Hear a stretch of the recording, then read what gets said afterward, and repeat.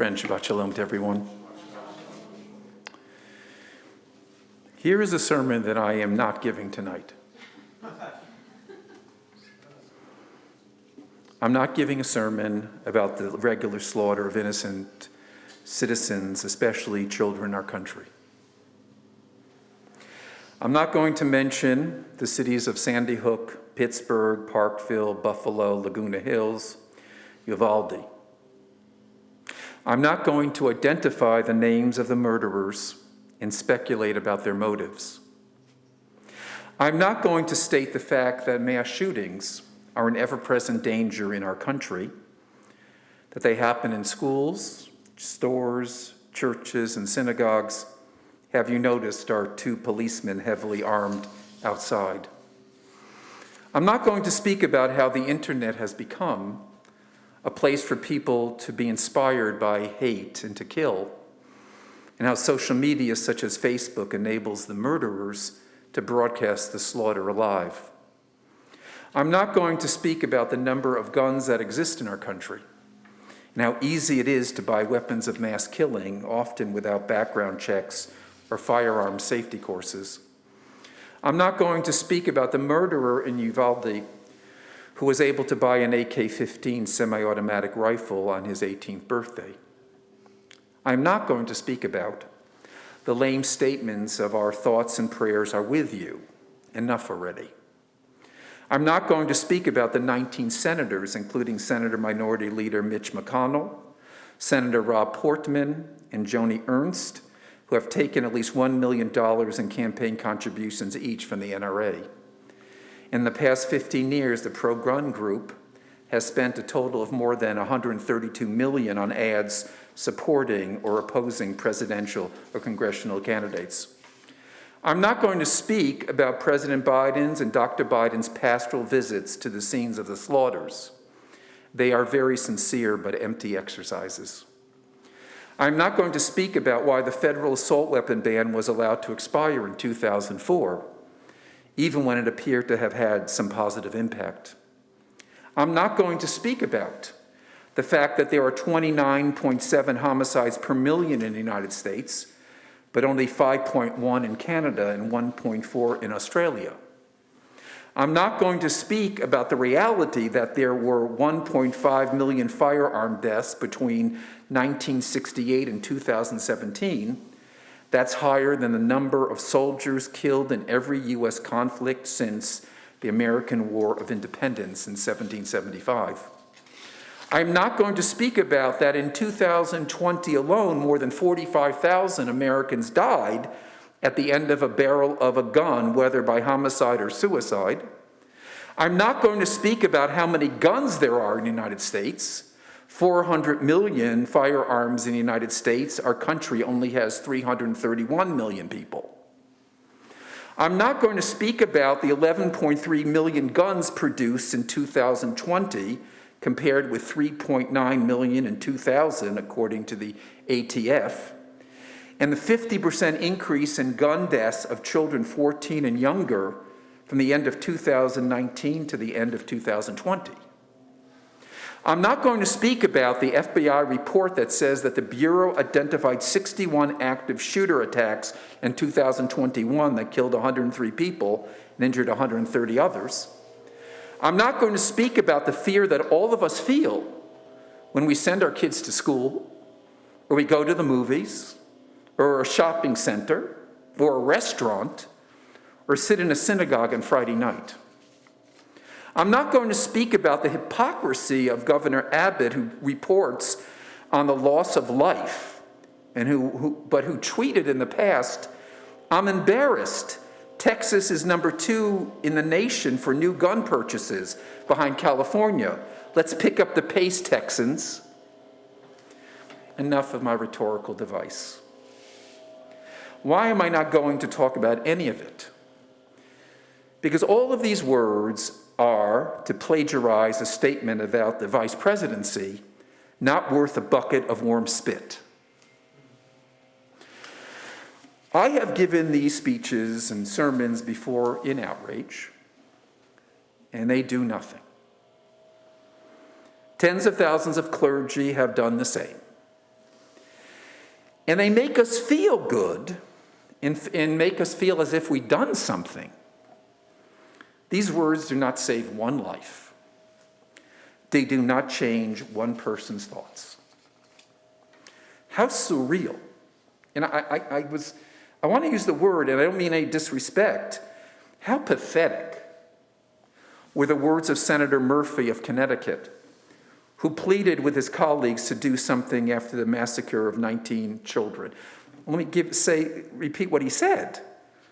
He's a very noble gentleman, but listen to this. What are we doing here? When will this end? He said in rage. This is inevitable. These children weren't unlucky. This only happens in this country and nowhere else. It's a choice. It's our choice to let it continue. Spare me, pardon what I'm going to say, the bullshit about mental illness. We don't have any more mental illness than any other country in the world. You cannot explain this through a prism of mental illness because we're not an outlier on mental illness. We are outlier when it comes to access to firearms and the ability of criminals and the very sick people to get their arms on firearms. That's what makes America different. I'm here on this floor to beg, to literally get down on my hands and knees to beg my colleagues, find a path forward here. Sermons should give hope. They don't tell you that in rabbinical school, but they should. Sermons should give hope. But I don't have any hope this evening.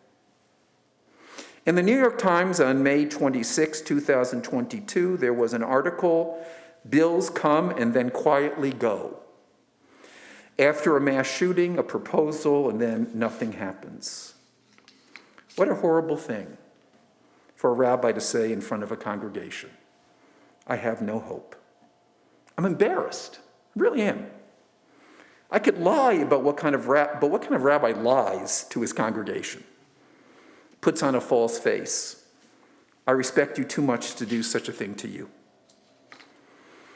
Friends, a sociopath is a person who has no soul. These mass murderers are sociopaths. They can only feel their own emptiness and rage and have never experienced empathy. I fear that we are becoming a sociopathic country that lacks a soul. What do you call a society that sits on its hands when children are murdered by an semi-automatic weapon in their classroom on the last day of class? I don't see how things are going to change. Wise statements do not stop bullets. And I've read, and I'm sure you have too, endless statements from so many different people, from clergy, from politicians, and they all sound so eloquent. And I know they are well-intended, but they just sound like empty rhetoric to me, to make the person who speaks feel good, but not really do anything. That doesn't mean that we shouldn't vote based on what we think are the people who can probably help to move our country forward. Of course we should. We should vote based on our principles and our values and our politics, whatever they are. But this sermon that I will not give is a result of the inadequacy of words to address the evil and indifference and the cynicism which overwhelms us. I don't know what I can say to you that is comforting and inspiring and reassuring. The facts are real.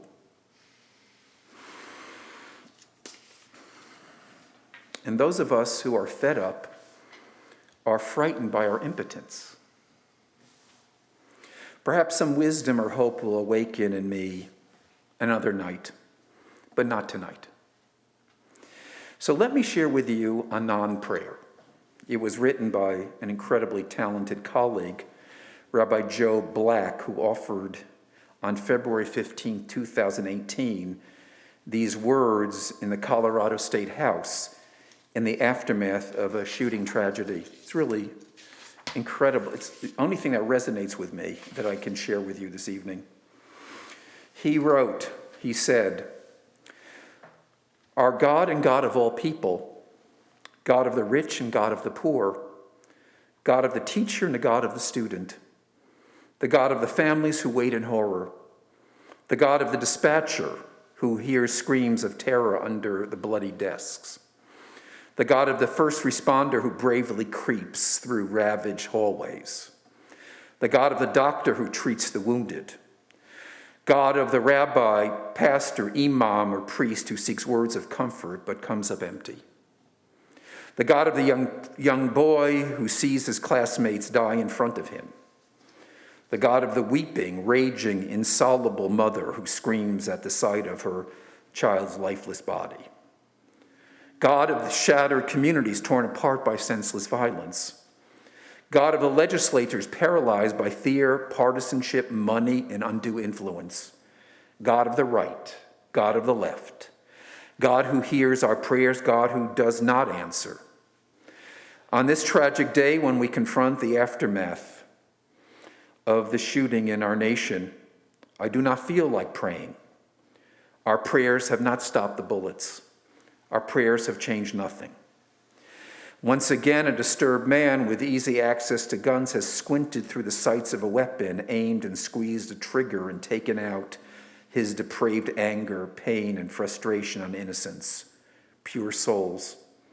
Students and teachers, brothers and sisters, mothers and fathers cut down in an instant by the power of hatred and technology. We are guilty, O God, we are guilty of inaction, we are guilty of complacency, we are guilty of allowing ourselves to be paralyzed by politics. The blood of our children cry out from the ground, and the blood of police officers cut down in the line of duty flows through our streets. I do not appeal to you, God, on this terrible day to change us. We can only do that ourselves. Our enemies do not come only from faraway places. The monsters we fear live among us. May those in this room who have the power to make change find the courage to seek a pathway to sanity and hope. May we hold ourselves and our leaders accountable. Only then will our prayers be worthy of an answer. Amen.